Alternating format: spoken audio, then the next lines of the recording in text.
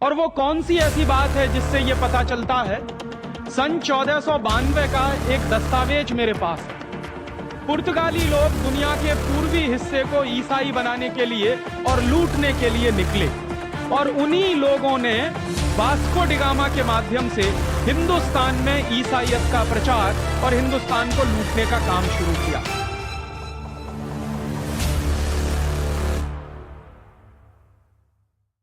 कारण है और उसके पीछे कुछ ठोस सच्चाइयां हैं। यह 500 साल की गुलामी की बात क्या है? आज से लगभग 500 साल पहले एक परदेशी आया था हमारे देश में, उसका नाम था वास्को डिगामा। 20 मई 1498 को वास्को डिगामा भारत में आया और वास्को डिगामा जो भारत में आया, वहां से भारत की गुलामी की एक नींव पड़ी। पुर्तगालियों ने हमारे देश को गुलाम बनाया। वास्को डिगामा पुर्तगाल से आया था और इस देश में इतिहास में जो गलत काफी हम पढ़ते हैं और पढ़ाते हैं, तो हमको इतिहास में यह पढ़ाया जाता है कि वास्को डिगामा भारत की खोज करने के लिए आया था। यह बात सच नहीं है। वास्तविकता यह है कि वास्को डिगामा इस देश को ईसाई बनाने के लिए आया था और वास्को डिगामा को ईसाईयत का प्रचार करने के लिए हिंदुस्तान में भेजा गया था।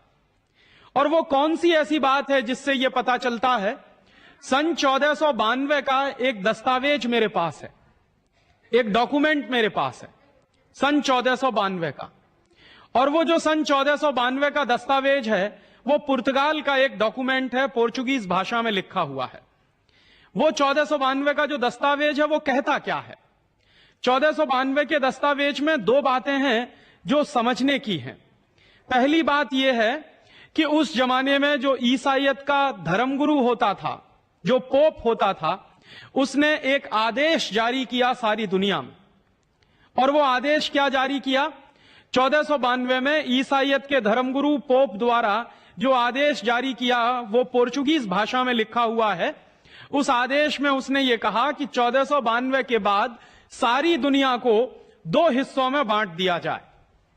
दुनिया का एक हिस्सा होगा पूर्वी हिस्सा और दुनिया का दूसरा हिस्सा होगा पश्चिमी हिस्सा। तो दुनिया के पूर्वी हिस्से को ईसाई बनाने का काम और दुनिया के पूर्वी हिस्से को लूटने का काम पुर्तगाली लोग करेंगे और दुनिया के पश्चिमी हिस्से को ईसाई बनाने का काम और लूटने का काम स्पेन के लोग करेंगे। उस जमाने में यूरोप में दो ही देशों की बड़ी शक्ति होती थी, या तो स्पेन एक शक्तिशाली देश था या फिर पुर्तगाल एक दूसरा शक्तिशाली देश था। तो पोप ने यह जो आदेश जारी किया, उस आदेश के बाद पुर्तगाली लोग दुनिया के पूर्वी हिस्से को ईसाई बनाने के लिए और लूटने के लिए निकले और उन्हीं लोगों ने वास्को डिगामा के माध्यम से हिंदुस्तान में ईसाईयत का प्रचार और हिंदुस्तान को लूटने का काम शुरू किया।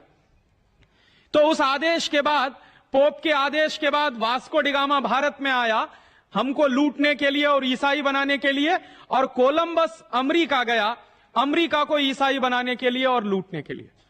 अमेरिका की जो मूल प्रजा थी, उस मूल प्रजा का नाम था रेड इंडियन।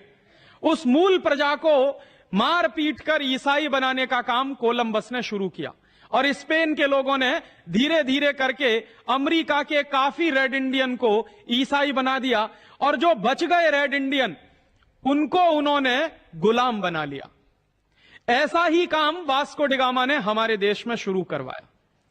तो मैं जो कहता हूं वो ये कि 500 साल पहले एक गुलामी की शुरुआत इस देश में हुई और वो गुलामी की नींव डाली वास्को डिगामा ने पूर्वी भारत में, माने पूर्वी दुनिया के हिस्से में, भारत जिसका एक अंग है, और पश्चिमी हिस्से में कोलंबस ने। और वो गुलामी चलती रही। पुर्तगालियों ने इस देश में गोवा नाम के राज्य पर करीब 450 साल तक शासन किया। गोवा जो हमारे देश का हिस्सा है, वो गोवा पुर्तगालियों के कब्जे में रहा। और जहां हम लोग बैठे हैं, दमन और द्वीप, ये भी पुर्तगालियों के कब्जे में रहा। 1510 से लेकर 1961 तक लगभग 451 साल ये पूरा का पूरा इलाका पुर्तगालियों का गुलाम रहा। बाकी का हिंदुस्तान 1947 में आजाद हो गया था, लेकिन गोवा 1961 में आजाद हो पाया पुर्तगालियों की गुलामी से। दमन और द्वीप की भी यही हालत हुई। तो हमारे ऊपर एक गुलामी लदी वास्को डी गामा के आने से, और वो गुलामी लगभग 450 साल चली। और वो जो 450 साल की गुलामी थी, उसमें देश का हर तरफ से पतन हुआ। पुर्तगालियों ने हमारी आर्थिक संपत्ति को लूटा। उसके बाद इस देश में फ्रांसीसी घुस गए, उन्होंने इस देश को लूटा। फिर उसके बाद इस देश में डच लोग घुस गए, उन्होंने इस देश को लूटा। उसके बाद इस देश में अमेरिकन और अमेरिकनों की मदद से ब्रिटिशर्स घुसे, उन्होंने हमारे देश को लूटने की कोशिश की। और इस तरह से लगभग 1498 से लूट की एक नई शुरुआत इस देश में शुरू हो गई। 1498 के पहले भी यह देश लूटा और मुगल आक्रमणकारियों के द्वारा लूटा गया। 10वीं 11वीं शताब्दी के दौर में महमूद गजनवी जैसे लोग आए, उसके पहले मोहम्मद गौरी जैसे लोग आए, और वो लोग भी इस देश को लूटते रहे और यहां की संपत्ति ले जाते रहे। तो लगभग 10वीं 11वीं शताब्दी से इस देश की लूट के इतिहास का एक सिलसिला शुरू होता है। एक तरफ लूट है और दूसरी तरफ भारतीय संस्कृति के विनाश की बात है। तो ये जो पिछले 1000 साल से लूट चल रही है, वो 1492 के पहले एक तरह के लोगों द्वारा चलाई गई और 1492 के बाद यूरोप के लोगों द्वारा चलाई गई। 1492 के पहले जो नॉन क्रिश्चियन जनता थी, जो मुस्लिम लोग थे, उन्होंने हमको लूटा और बर्बाद किया। और 1492 के बाद ये क्रिश्चियन लोग घुस गए, उन्होंने हमको लूटा और बर्बाद किया। सबसे ज्यादा बर्बादी हिंदुस्तान में आई पुर्तगालियों के कारण और अंग्रेजों के कारण।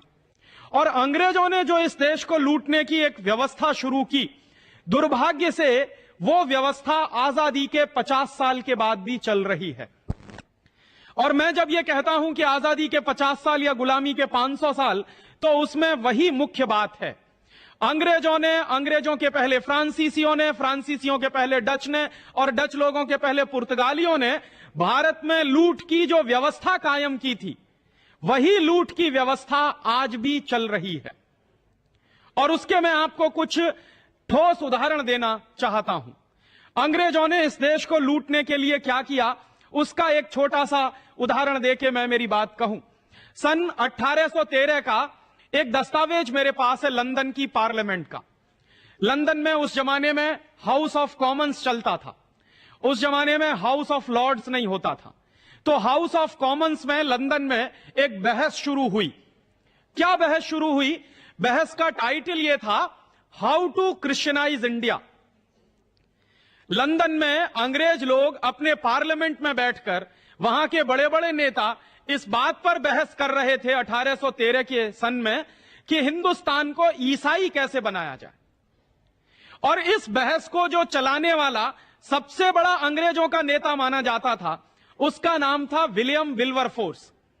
तो विलियम विल्बरफोर्स भाषण दे रहा था सन 1813 में ब्रिटिश पार्लियामेंट के हाउस ऑफ कॉमन्स में, और कह रहा था कि हिंदुस्तान को ईसाई बनाना हमारा सबसे पहला काम है। तो ईसाई बनाने का तरीका क्या होगा? तो उन लोगों ने जो पार्लियामेंट में बहस चलाई, उस बहस में से उन्होंने 3 बातें तय की और एक प्रस्ताव पारित किया। प्रस्ताव क्या पारित किया?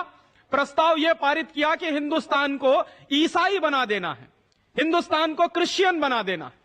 और जब हिंदुस्तान क्रिश्चियन होगा तो वो अपने आप हमारे रास्ते पर चलना शुरू हो जाएगा। तो हिंदुस्तान क्रिश्चियन बनेगा कैसे? इस पर ब्रिटेन की पार्लियामेंट में बहस हुई और उनके नेताओं ने आपस में जो बहस की, उसके दस्तावेज मेरे पास हैं। और मैं एक पुस्तक लिख रहा हूं, आजादी के 50 साल या गुलामी के 500 साल। उस पुस्तक में वो सारे दस्तावेज मैं छापने जा रहा हूं, प्रकाशित करने जा रहा हूं। तो वो दस्तावेज में क्या उन्होंने तय किया है? उन्होंने तय किया कि हिंदुस्तान को अगर ईसाई बनाना है तो सबसे पहला काम हिंदुस्तान की आर्थिक व्यवस्था को तोड़ना पड़ेगा। हिंदुस्तान में ये जो संपत्ति है, ये जो धन है, इसको लूटना पड़ेगा और हिंदुस्तान को गरीब बनाना पड़ेगा। तो जब हिंदुस्तान गरीब हो जाएगा और जब हिंदुस्तान में भुखमरी आ जाएगी, तो यहां के लोग बहुत आसानी के साथ थोड़े थोड़े पैसे के लिए धर्म परिवर्तन शुरू कर देंगे। तो वो तय कर रहे हैं अंग्रेजों के बड़े बड़े नेता कि पहले हिंदुस्तान को आर्थिक रीति से खलास करना है और जब यह देश आर्थिक रीति से खलास हो जाएगा, उसके बाद इस देश को राजनीतिक रीति से खलास करना, और फिर राजनीतिक रीति से जब यह देश खलास हो जाएगा, तब इस देश को सांस्कृतिक रीति से खलास करना, और सांस्कृतिक रीति से जब यह देश खलास हो जाएगा, तब इस देश को बहुत आसानी से ईसाई बनाया जाएगा।